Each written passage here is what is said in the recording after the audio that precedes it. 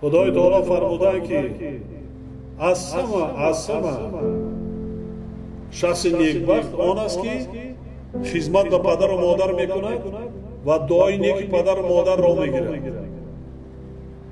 رسالتش به درجه است که مرتبهش از طاعت عبادت، از زیارت خانه خدا، از روزه و نماز از همه بالاتر است. بالا میست.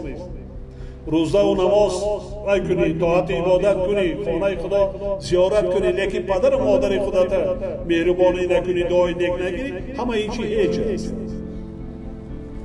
اول خدا میگه بعد پدر و مادر هم که نمیگه. پدر حکم قبلگاهی دارد. کجا میگه قبلگاه؟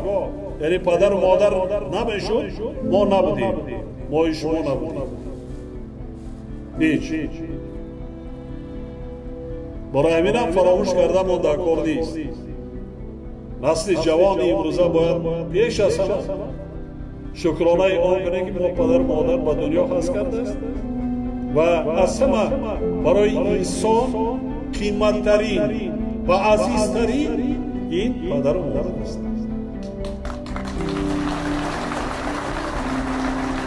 تا اکثر نگذرانی طبیعت انسانی همین است که به قدرش نمیرسید. بعد یکی میگذرد از دنیا دیگر میکوبی سر گورش میره و که با تو صحبت نمیکنه، دیگر ظاهرش نمیبینی دیگر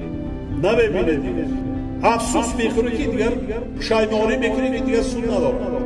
وقتی پدر و مادر من هم که گذشتن، وقتی بودم من فکر میکردم که اصلا پدر و مادر من از این دنیا نمیتان، دنیا اصلا زمان است پدر و مادر من هم است.